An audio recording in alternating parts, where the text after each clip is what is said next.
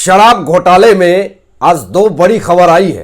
पहला झटका तो केसीआर की बेटी के कविता को लगा और दूसरा झटका मनीष सिसोदिया को लगा है।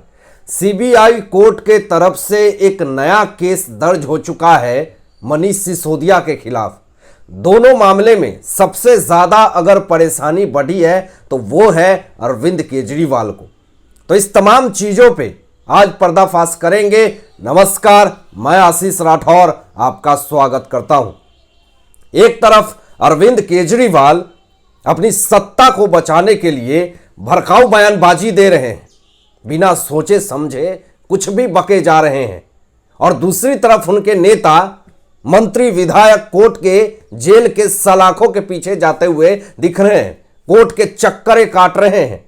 ऐसी स्थिति में अपने आप को बचा पाना अरविंद केजरीवाल के लिए बहुत ही मुश्किल हो जाता है। शिकंजा कस चुकी है। इधर ईडी और सीबीआई अरविंद केजरीवाल के विधायक नेता का काला चिट्ठा खोलते जा रहे हैं। इससे पहले शनिवार को ईडी ने कविता से पूछताछ की थी। तब ईडी ने दावा किया था कि इसमें कविता ने बहुत झोल किया है शराब घोटाले में। आपको बताएं कि पिछले दिनों करीब 9 घंटे तक चली पूछताछ के दौरान कविता ईडी के ज्यादातर सवालों का जवाब देने से बचती रही हैं। पूछताछ का सिलसिला सुबह आज करीब 11 बजे से शुरू हुआ, जो रात के करीब 8 बजे तक चलेगा। अब सूत्रों से जो खबर आ रही है दोस्तों, वो ये आ रही है कि कविता अपने मुंह खोलने वाली है और पिल्लई के कविता दोनों को आमने सामने बैठा करके पूछताछ होगी। कहीं दोनों ने मिल करके सिसोदिया और केजरीवाल जो है वो फंस तो ना जाए, उगल न दे सिसोदिया कहीं केजरीवाल का नाम। अगर उन्होंने नाम उगल दिया के कविता और सिसोदिया ने, तो केजरीवाल की समस्या तो बढ़ेगी और उनको जल्द से जल्द गिरफ्तार भी किया जाएगा। तो केजरीवाल की लगातार समस्या बढ़ती ही जा रही है। वही कविता को इस मामले में सुप्रीम कोर्ट से राहत नहीं मिली है। अदालत ने बुधवार को कविता को अंतरिम जमानत देने से इनकार कर दिया। हालांकि कोर्ट ने उनकी याचिका को सूचीबद्ध करने पर सहमति जताई। उनकी याचिका पर 24 मार्च को फिर से सुनवाई होगी। समस्या बढ़ती ही जा रही है, घटने का नाम नहीं ले रही है। अब इस बीच कविता ने मोदी सरकार पे हमला बोला है। जिसको मन में आता विपक्ष मुंह उठा करके मोदी सरकार पे हमला करते हैं। उन्होंने कहा कि जो भी पीएम मोदी के खिलाफ बोलता है उसे बुलाकर पूछताछ की जाती है। ये बात ठीक नहीं अच्छी। सभी को सवाल करने का अधिकार है। एजेंसियां ने पहले व्यापारिक धारणाओं पर छापा मारा और उन्हें नियंत्रित करने की कोशिश की। फिर उन्होंने राजनीतिक दलों को नियंत्रित करने की कोशिश की। आगे कहती हैं कि कविता, हम लड़ेंगे, हमने कुछ भी गलत नहीं किया है।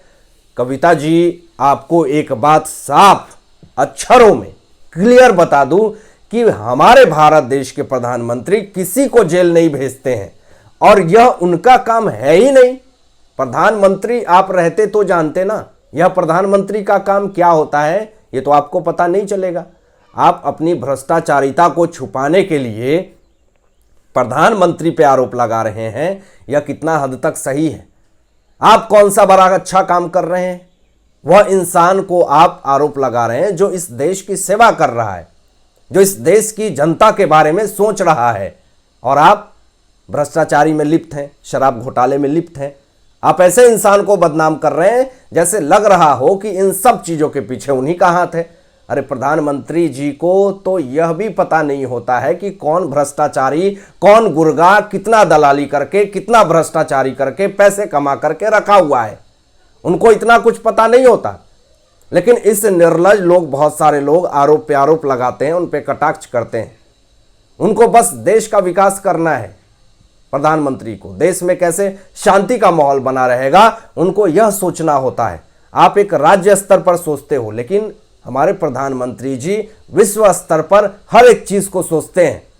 तो आप उनको इस तरह से बदनाम करना बंद कीजिए, नहीं तो कार्रवाई तो होगी ही आपके ऊपर। दूसरी तरफ सिसोदिया पे सीबीआई कोर्ट जो है शिकंजा कस रही है। केंद्र सरकार के गृह मंत्रालय ने दिल्ली के पूर्व उप मुख्यमंत्री मनीष सिसोदिया के खिलाफ भ्रष्टाचार और जासूसी का मामला दर्ज कर जांच करने की मंजूरी दे दी है। यह बहुत बड़ी खबर आई है दोस्तों।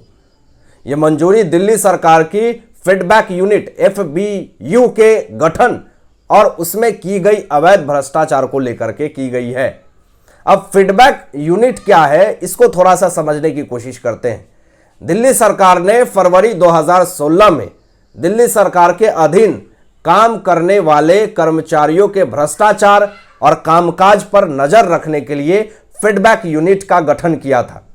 इसके लिए दिल्ली सरकार की कैबिनेट मीटिंग 29 सितंबर 2015 में FBU के गठन की मंजूरी दी गई थी और उसके बाद तत्कालीन सेक्रेटरी विजिलेंस ने 28 अक्टूबर 2015 को दिल्ली के मुख्यमंत्री को FBU गठन का प्रपोजल दिया, जिसे मंजूर कर लिया गया था। अब केजरीवाल को यह पता नहीं था कि ये जो गठन के लिए मंजूरी कर रहे हैं यही इनके ऊपर मुसीबत का कारण बन जाएगा। अब CBI द्वारा फीडबैक यूनिट मामले में मनीष सिसोदिया के खिलाफ FIR दर्ज करने के मामले पर अरविंद केजरीवाल ने ट्वीट किया है। अब जरा ट्वीट क्या किया है सुनिए। अरविंद केजरीवाल कहते हैं कि प्रधानमंत्री द्वारा मनीष सिसोदिया के खिलाफ कई झूठे मामले थोपकर उन्हें लंबे समय तक जेल में रखने की योजना यह देश के लिए दुखद है। देश के लिए दुखद तो आप हैं केजरीवाल जी।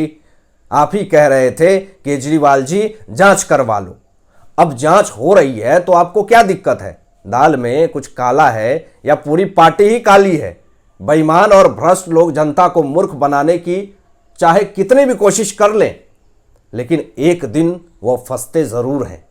देश की जांच एजेंसियां बिना तथ्यों और आधार के बिना कभी किसी पे लांछन नहीं लगाती। ये केजरीवाल को समझने की जरूरत है। इतना झटका मिलने के बाद भी केजरीवाल के बयानबाजी नहीं सुधर रहे हैं। जो मन में आता है वो बोलते रहते हैं। लेकिन जिस तरीके से अब सिसोदिया और कविता अपने मुंह खोलना शुरू की है तो टेंशन में आ गए हैं अरविंद केजरीवाल।